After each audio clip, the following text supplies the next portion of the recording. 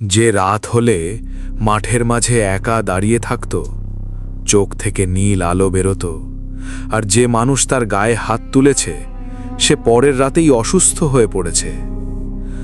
আর একটি হাসপাতাল যেখানে একজন নার্স বছরের পর বছর রোগীর সেবা করে গেছে।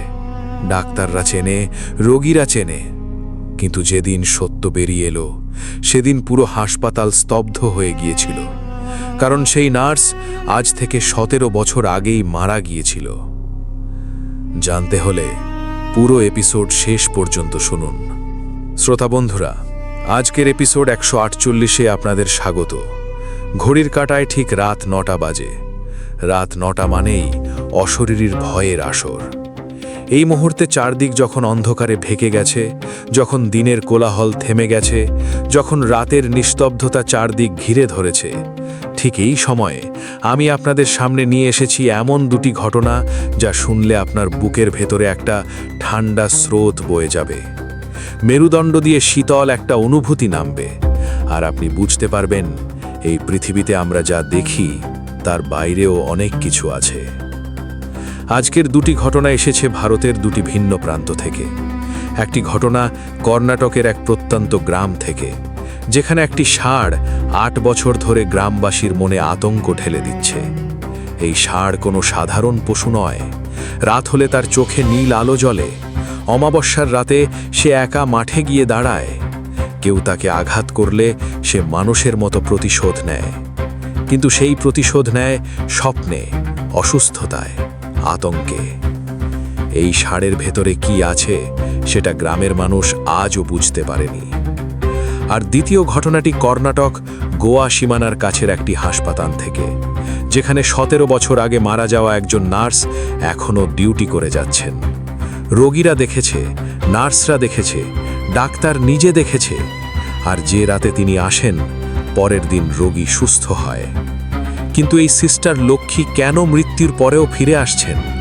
তার আত্মা কি সত্যিই এখনও সেই হাসপাতালে আছে? তাহলে সময় নষ্ট না করে শুরু করা যাক।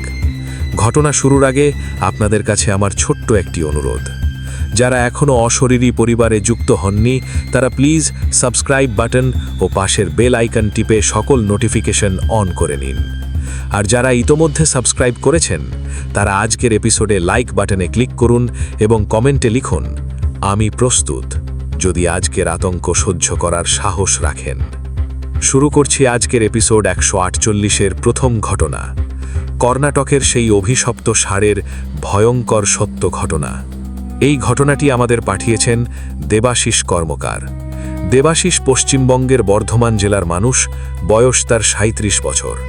পেশায় তিনি একটি বেসরকারি কোম্পানির ট্রাভেল এজেন্ট। কাজের সূত্রে তাকে মাঝে মাঝে দক্ষিণ ভারতের বিভিন্ন প্রান্তে যেতে হয়। 2023 সালের শেষ দিকে কর্ণাটকের একটি প্রত্যন্ত জেলায় তার এক পুরনো বন্ধুর বাড়িতে বেড়াতে গিয়েছিলেন।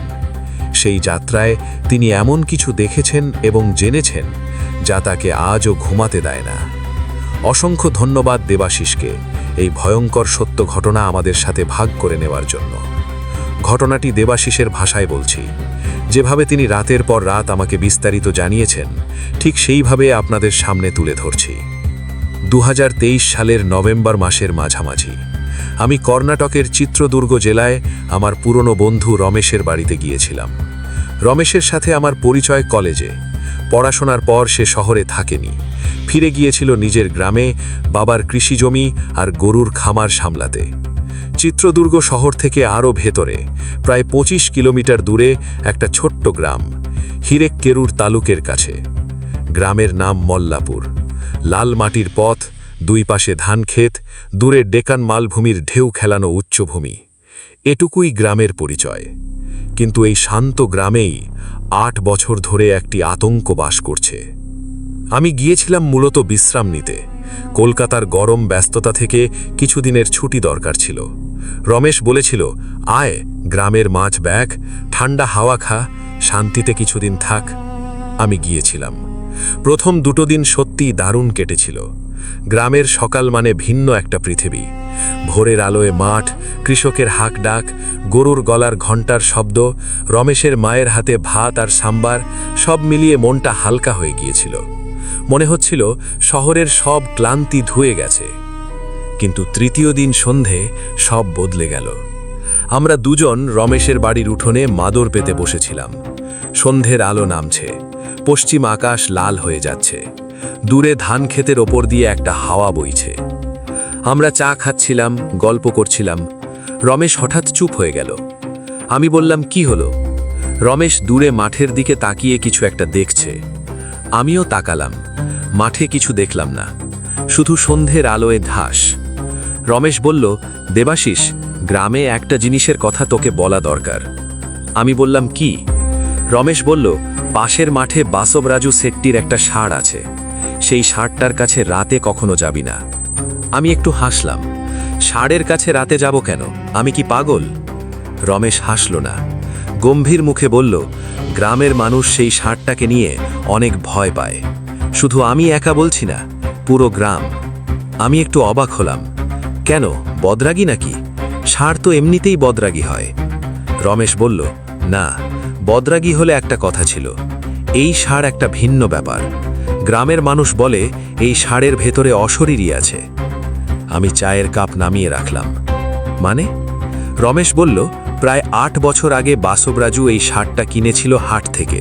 প্রথমে সব স্বাভাবিক ছিল, কিন্তু তারপর একটু একটু করে সব বদলে গেল। সেই রাতে রমেশ আমাকে যা বলল তা শুনে আমার হাসি মিলে গেল। আমি বুঝতে পারলাম এই বিষয়টা এখানে রসিকতার নয়। ষাঁড়টার নাম বজ্রা।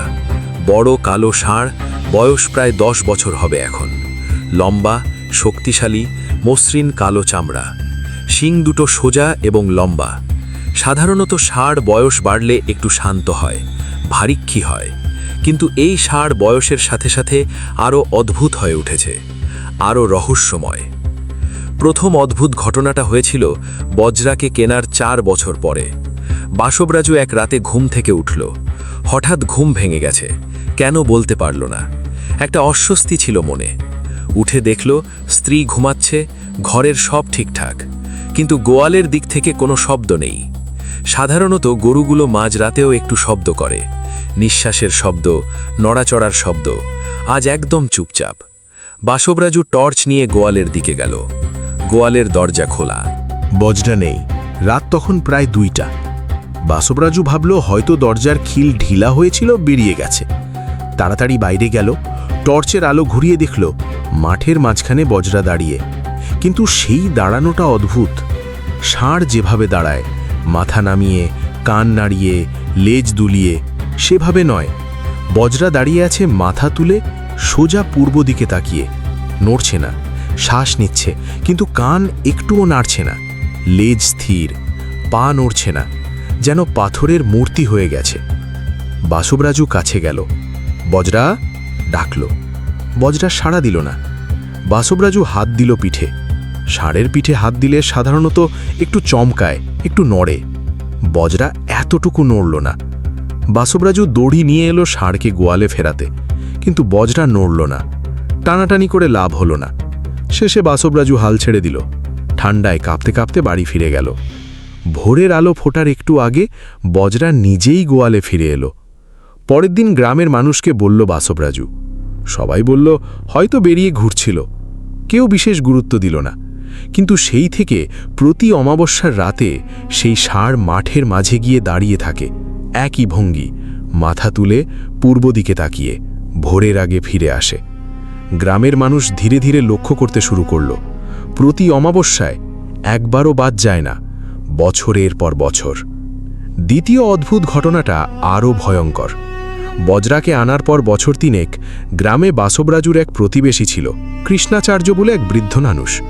বয়স 75 বছর, একটু খিটখিটে স্বভাবের। জমিজমা বেশি নেই, কিন্তু অন্যের ব্যাপারে নাক গলাতে পছন্দ করে। সেদিন বিকেলে কৃষ্ণাচার্য কোনো কারণ ছাড়াই বাসবরাজুর মাঠের পাশ দিয়ে যাচ্ছিল। বজ্রা মাঠে ছিল। কৃষ্ণাচার্য হঠাৎ একটা কোঁচির লাঠি তুলে বজ্রার পিঠে একটা বাড়ি মারল। কেন মারল কেউ জানে না, হয়তো ঝাল মেটাতে, হয়তো এমনি। গ্রামের কয়েকজন দেখেছিল। বজ্রা তখন লাঠির বাড়ি খেয়ে একটু নড়ল, কিন্তু পালালো না, চিৎকার করল না। শুধু কৃষ্ণাচার্যের দিকে ঘুরল আর এক দৃষ্টিতে তাকিয়ে থাকল। সেই দৃষ্টি দেখে কৃষ্ণাচার্য একটু অস্বস্তি বোধ করেছিল বলে পরে জানিয়েছে। সে চলে গেল। সেই রাতে ঘটনার মাত্র কয়েক ঘন্টা পরে কৃষ্ণাচার্য তার বাড়িতে হঠাৎ বুকে তীব্র ব্যথা অনুভব করল। পরিবার ছুটে এলো, কাছের হাসপাতালে নিয়ে গেল। ডাক্তার পরীক্ষা করলেন, বললেন হার্টের সমস্যা হয়েছে, ছোট একটা অ্যাটাক। 2 রাত হাসপাতালে থাকার পর সে ফিরে এলো। ফেরার পর কৃষ্ণাচার্য বলল হাসপাতালের বিছানায় শুয়ে সে 2 রাত স্বপ্ন দেখেছে। একই স্বপ্ন। স্বপ্নে সে দেখে একটা বিশাল কালো মাঠ, মাঠের মাঝখানে সে একা দাঁড়িয়ে, চারদিক অন্ধকার। তারপর দূর থেকে ধীরে ধীরে কাছে আসছে একটা বিশাল কালো ষাঁড়, আর সেই ষাঁড়ের চোখ দুটো থেকে নীল আলো বেরোচ্ছে। সেই ষাঁড় কাছে আসছে, আর কৃষ্ণাচার্য সরে যেতে পারছে না, পা মাটিতে আটকে গেছে। তারপর ষাঁড়টা তার বুকের উপর সামনের পা তুলল। সেখানেই স্বপ্ন ভেঙে গেছে। 2 রাত একই স্বপ্ন, একবারও পরিবর্তন হয়নি। কৃষ্ণাচার্য সুস্থ হবার পর এই কথা বলেছিল গ্রামে। সেই থেকে গ্রামের কেউ বজরার গায়ে হাত দেয় না, কেউ কাছে যায় না। 3য় ঘটনাটা সবচেয়ে রহস্যজনক। বছর 2 আগে একটা দলছুটো মেয়ে এসেছিল গ্রামে। কোথা থেকে এলো কেউ জানে না, হয়তো কোনো পালের থেকে বিচ্ছিন্ন হয়ে গিয়েছিল, ঘুরে বেড়াচ্ছিল। সন্ধে কয়েকজন দেখল মেষটাকে বাসবরাজুর মাঠের পাশ দিয়ে যাচ্ছে। সেই রাতে বজরাও মাঠে ছিল। অমাবস্যার রাত নয়, তবু সে বাইরে ছিল। বাসবরাজু পরে বলেছে সেই রাতে গোয়াল থেকে কোনো শব্দ না পেয়ে সে একবার দেখতে গিয়েছিল। বজরা মাঠে আছে দেখে ভেবেছিল ঠিকই আছে। পরদিন সকালে মেষটার মৃতদেহ পাওয়া গেল মাঠের মাঝে, কিন্তু কোনো হিংস্র জন্তুর আক্রমণের চিহ্ন নেই। মেষের গায়ে কোনো কামড়ের দাগ নেই, কোনো আঘাত নেই, রক্ত নেই। শুধু মেষটা মাটিতে পড়ে আছে, মুখটা খোলা, চোখ দুটো পুরোপুরি সাদা হয়ে গেছে, যেন ভয়ে সব রং বেরিয়ে গেছে। পশুরা ভয়ে মরে যেতে পারে এটা সবাই জানে, কিন্তু এভাবে মাঠের মাঝখানে বজরার পাশে? গ্রামের মানুষ নানা রকম কথা বলল, কিন্তু একটা কথা সবার মুখে ছিল, বজরা সেই রাতে মাঠে ছিল, আর সেই মেষও মাঠে ছিল। আর ভোরে মেষ মরে পড়ে আছে, কিন্তু বজরার গায়ে কোনো চিহ্ন নেই, সে স্বাভাবিকভাবে ঘাস খাচ্ছে। রমেশ এইসব ঘটনা শেষ করে বলল, এই গ্রামের মানুষ এখন একটাই কথা বলে, বজরার ভেতরে কোনো শক্তি আছে, কিন্তু কি শক্তি, কার শক্তি, এটা কেউ বলতে পারে না। আমি বললাম, বাসবরাজু নিজে কি বলে? রমেশ বলল, সেটাই আরও অদ্ভুত। বাসবরাজুও মানে এই ষাঁড় সাধারণ নয়, কিন্তু সে এই ষাঁড় বিক্রি করে না, দান করে না, দূরে সরিয়ে দেয় না, যেন এই ষাঁড়টাকে এসে ছাড়তে পারছে না, অথবা ষাঁড়টা তাকে ছাড়ছে না। সেই রাতে ঘুমোতে গিয়ে আমার মাথায় একটাই চিন্তা ঘুরছিল, কাল সকালে একবার সেই ষাঁড়কে দেখতে যেতে হবে। পরের দিন সকালে রমেশকে বললাম।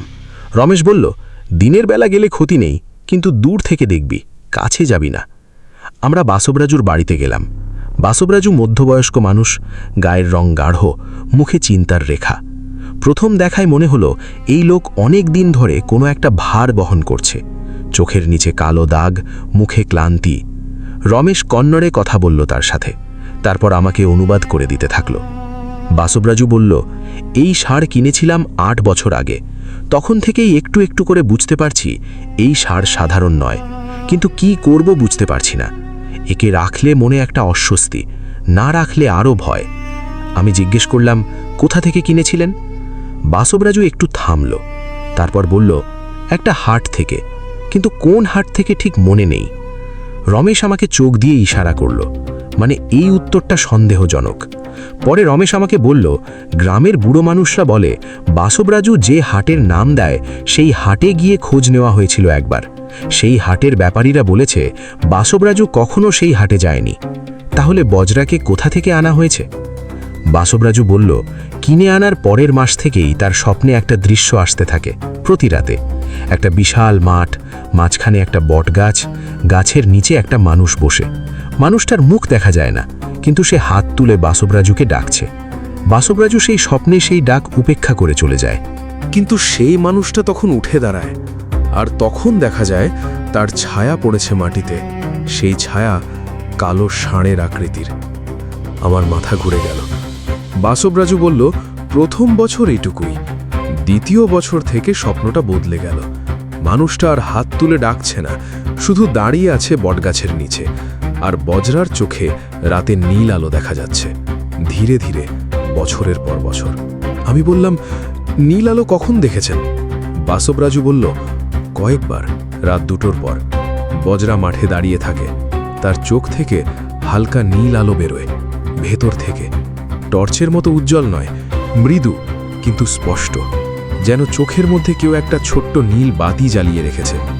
আমি বললাম, তান্ত্রিক বা কোনো বিশেষজ্ঞের কাছে যাননি? বাসবরাজু বলল, একবার গিয়েছিলাম, গ্রামের কাছের এক তান্ত্রিক। সে বজরাকে দেখল, অনেকক্ষণ দেখল, তারপর বলল, এই ষাঁড়ের ভেতর একটা শক্তি আছে, কিন্তু এটি মন্দ শক্তি কিনা নিশ্চিত নই। মনে হচ্ছে কোনো আত্মা এই দেহকে নিজের বাহন হিসাবে বেছে নিয়েছে। কেন বেছেছে, কার আত্মা বলা কঠিন। তান্ত্রিক বলেছিল, যতদিন এই ষাঁড় আছে ততদিন এই মাঠে কিছু একটা পাহারা দিচ্ছে। সেটা ভালো না মন্দ এখনও বোঝা যাচ্ছে না, তবে যারা একে কষ্ট দেবে তারা ফল পাবে। আমরা বাসবরাজুর সাথে মাঠের দিকে গেলাম, বজরাকে দেখব। বজরা মাঠের মাঝামাঝি একটা জায়গায় একা দাঁড়িয়ে। মাঠের একদিকে অন্য গরু ষাঁড়েরা আছে, কিন্তু বজরা তাদের থেকে আলাদা, যেন সে জানে সে ভিন্ন, সে মিশতে চায় না। বজরা সত্যিই বড়, আমি আগে এত বড় ষাঁড় দেখিনি। কালো মসৃণ চামড়া, শক্তিশালী শরীর, সোজা লম্বা শিং। দিনের আলোতে সে একটা সুন্দর প্রাণী, কিন্তু যখন কাছে গেলাম তখন সেই অদ্ভুত অনুভূতিটা হলো। আমি আস্তে আস্তে এগিয়ে গেলাম, রমেশ আমার পেছনে। বজরা আমার দিকে মুখ করল, সেই চোখের দৃষ্টি, একটা ষাঁড়ের চোখে যে ভাব থাকে, অস্থিরতা, ভয় বা আক্রমণের প্রস্তুতি, তার কিছুই নেই। বজরার চোখে ছিল অন্য কিছু, একটা গভীর শান্তি, একটা প্রাচীন জ্ঞানের মতো ভাব, যেন এই চোখের পেছনে কোনো পশু নেই, আছে কেউ যে অনেক কিছু দেখেছে, অনেক কিছু জানে। বজরা আমার চোখের দিকে তাকিয়ে রইল কয়েক মুহূর্ত, আমিও তাকিয়ে রইলাম। তারপর রমেশ আমার হাত ধরে টেনে নিয়ে গেল। এগোসনি আর। আমরা ফিরে এলাম। বাসবরাজু বলল, দেখলেন তো, সে যেভাবে দেখে কোনো ষাঁড় এভাবে দেখে না। বিকেলে রমেশের বাড়িতে গ্রামের আরও কয়েকজন মানুষ এলো। রমেশের বাবার বয়সী 2 বুড়ো মানুষ এবং আরও কয়েকজন। তারা বজরার ঘটনার আরও কিছু দিক বললেন যে আমি জানতাম না।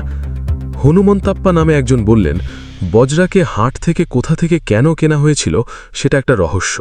বাসবরাজু একটা হাটের নাম বলে, কিন্তু সেই হাটের মানুষজন চেনে না বাসবরাজুকে। আর সবচেয়ে অদ্ভুত, বজরাকে প্রথম দিন আনার পর বাসবরাজুর একটা স্মৃতি নেই, মানে কিভাবে কিনেছিল, দাম কত দিয়েছিল, কিভাবে বাড়ি নিয়ে এসেছিল, এসব মনে নেই।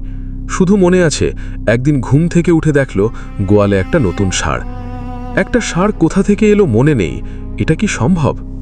শিবালিঙ্গাপ্পা নামে আরেকজন বললেন, বজরার আসার বছর থেকে বাসবরাজুর মাঠে কোনো ফসল নষ্ট হয়নি। আশেপাশের মাঠে শিলাবৃষ্টি হয়েছে, বন্যা এসেছে, রোগ লেগেছে, কিন্তু বাসবরাজুর মাঠে কিছু হয়নি। যেন একটা অদৃশ্য ছাদ আছে সেই মাঠের ওপরে। কিন্তু একই সাথে সেই মাঠের কাছে রাতে যে যায় সে অসুস্থ হয়, মাথা ঘোরায়, পথ হারায়। একটা ঘটনার কথা বললেন শিবালিঙ্গাপ্পা। বছর 2 আগে শহর থেকে একটা ছেলে এসেছিল কোনো কাজে। সেই ষাঁড়ের কথা শুনে বিশ্বাস করেনি, বলেছিল সব কুসংস্কার। রাত 11টার পর সে মাঠে ঢুকল। পরের দিন সকালে তাকে মাঠের সবচেয়ে দূরের কোণে পাওয়া গেল, অচেতন হয়ে পড়ে আছে। সে মাঠের যেদিক থেকে ঢুকেছিল ঠিক উল্টো দিকে। জ্ঞান ফিরলে সে বলল, মাঠে ঢুকে সে নীল আলো দেখেছিল, অনেক নীল আলো, ঝিলমিল করছে।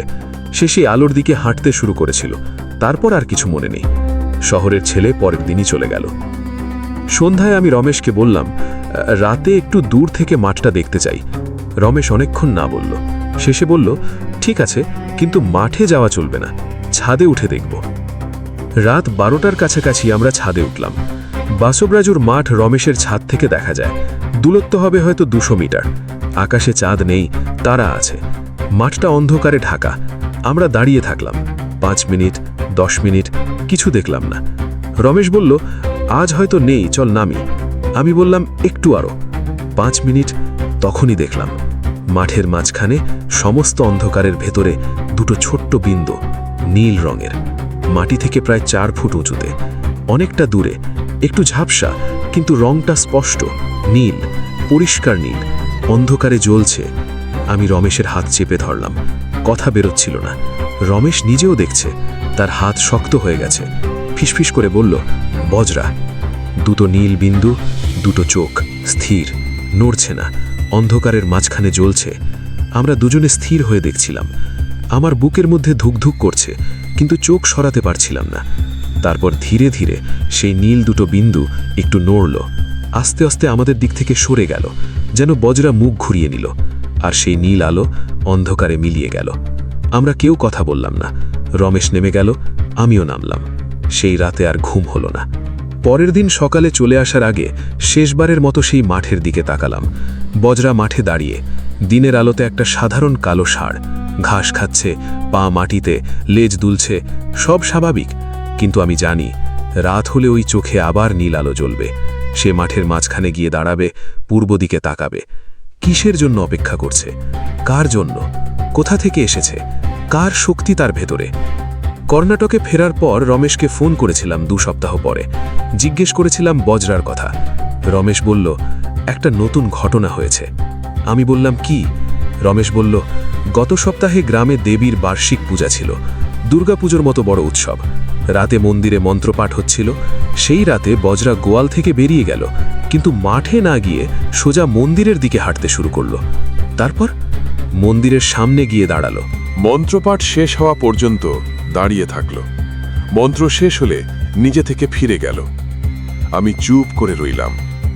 রমেশ বলল, গ্রামের কিছু মানুষ এখন বলছে বজরার ভেতরে যে আছে সে মন্দ নয়, হয়তো দেবতার শক্তি, হয়তো কোনো পুণ্যাত্মা। কিন্তু আমার মনে একটাই প্রশ্ন থেকে যায়, যদি সে ভালো শক্তি হয় তাহলে কৃষ্ণাচার্য হার্ট অ্যাটাকে পড়েছিল কেন? সেই মেষ ভয়ে মরে গিয়েছিল কেন? সেই শহুরে ছেলে অচেতন হয়ে পড়েছিল কেন? নাকি এটাই সত্য, ভালো শক্তিও শাস্তি দেয় যখন তাকে অসম্মান করা হয়? মল্লাপুর গ্রামে বাসবারাজুর মাঠে বজরা আজও আছে, আর প্রতি অমাবস্যার রাতে রাত 2টার পর সে মাঠের মাঝখানে দাঁড়ায়, চোখে নীল আলো নিয়ে পূর্ব দিকে তাকিয়ে, কারোর জন্য অপেক্ষা করছে। কিসের জন্য অপেক্ষা করছে? হয়তো একদিন সেই উত্তর মিলবে, হয়তো মিলবে না, কিন্তু ততদিন পর্যন্ত সেই ষাঁড় থাকবে, নীল চোখে, রাতের অন্ধকারে, মাঠের মাঝখানে। এই ছিল আজকের প্রথম ঘটনা। রাত 9টা মানেই অশরীরীর ভয়ের আসর। এখানে গল্প নয়, ঘটনা শোনানো হয়। ঘটনাটি কেমন লাগলো অবশ্যই কমেন্ট বক্সে জানাবেন। মনে রাখবেন, অশরীরী কখনো কালো জাদু, অন্ধবিশ্বাস ও কুসংস্কারকে প্রমোট করে না। অশরীরীর সকল ঘটনা আপনি বিশ্বাস করবেন কি করবেন না সেটা একান্তই আপনার নিজের ব্যাপার, তবে বিনোদন হিসেবে নেওয়াই হবে বুদ্ধিমানের কাজ। এবার প্রস্তুত হন আজকের দ্বিতীয় ঘটনার জন্য।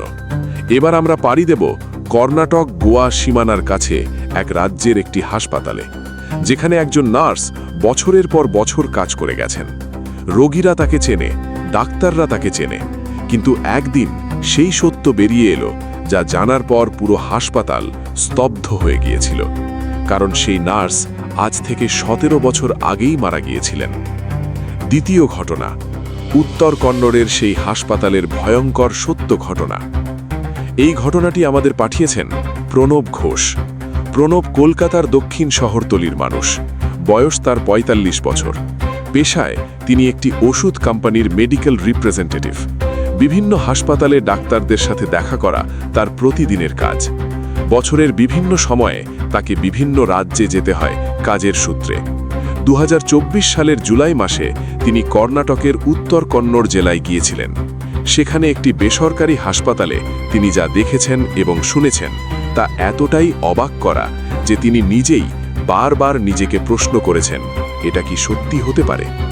অসংখ্য ধন্যবাদ প্রণবকে এই ভয়ঙ্কর সত্য ঘটনা আমাদের সাথে ভাগ করে নেওয়ার জন্য। ঘটনাটি প্রণবের ভাষায় বলছি। যেভাবে তিনি বিস্তারিত জানিয়েছেন সেইভাবেই আপনাদের সামনে তুলে ধরছি। 2024 সালের জুলাই মাসের শুরুতে আমি কাজে গিয়েছিলাম কর্ণাটকের উত্তর কন্নড় জেলায়। এই জেলাটা কর্ণাটক আর গোয়ার সীমানার কাছে। পশ্চিম ঘাট পর্বতমালার কোলে ঘন জঙ্গলে ঘেরা একটা সুন্দর এলাকা, কিন্তু সেই সৌন্দর্যের আড়ালে যা আছে তা আমি জানতাম না।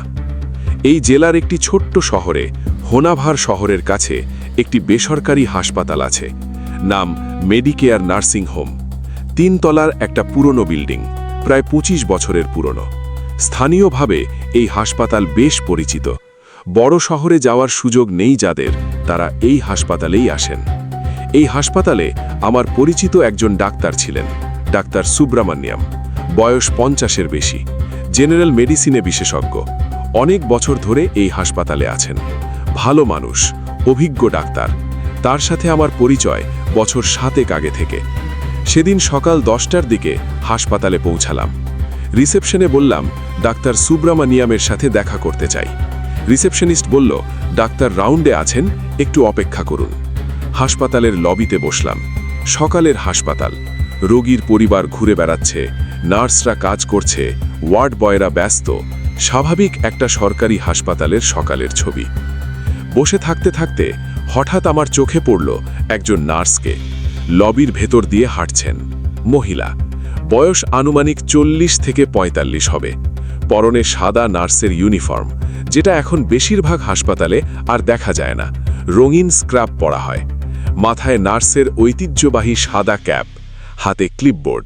দ্রুত পায়ে হাঁটছেন, একটু ব্যস্ত ভঙ্গিতে। আমি ভাবলাম এই হাসপাতাল পুরনো, হয়তো এখনও ট্রেডিশনাল ইউনিফর্ম মেনে চলে। কিছু ভাবলাম না। মহিলা লবি পেরিয়ে ভেতরের করিডোরে চলে গেলেন। কিছুক্ষণ পরে ডাক্তার সুব্রামানিয়াম এলেন। হাত মিলিয়ে বললেন, আসুন, চেম্বারে বসি। চেম্বারে বসে কথাবার্তা শুরু হলো। কাজের কথা, নতুন ওষুধের কথা। কথা বলতে বলতে আমি স্বাভাবিকভাবেই বললাম, ডাক্তার সাহেব, একটু আগে লবিতে একজন নার্সকে দেখলাম। বয়স্ক মহিলা, সাদা ইউনিফর্ম, মাথায় ক্যাপ। উনি এই হাসপাতালে অনেক দিন আছেন মনে হলো। ডাক্তার সুব্রামানিয়াম হঠাৎ চুপ করে গেলেন। আমার দিকে একটু অদ্ভুতভাবে তাকালেন। আমি বললাম, কি হলো? তিনি বললেন, হাতে কি ছিল?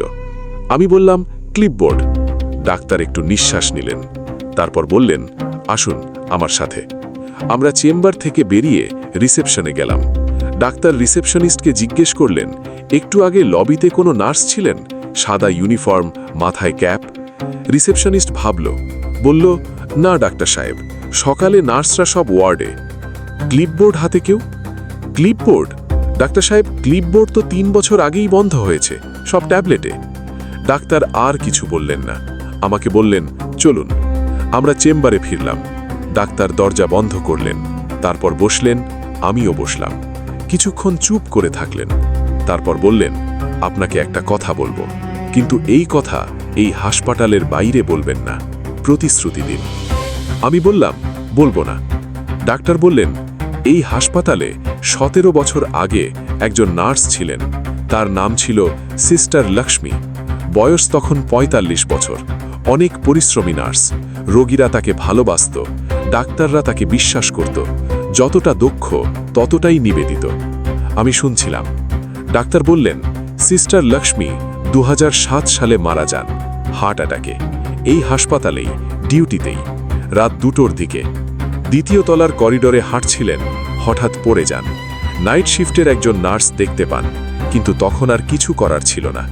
হাসপাতালের ভেতরেই, সহকর্মীদের সামনেই তিনি মারা যান। ডাক্তার একটু থামলেন, তারপর বললেন, তার মৃত্যুর পর প্রথম 2 বছর কিছু হয়নি। তারপর ধীরে ধীরে ঘটনা শুরু হলো। আমার বুকে একটা ভারী অনুভূতি।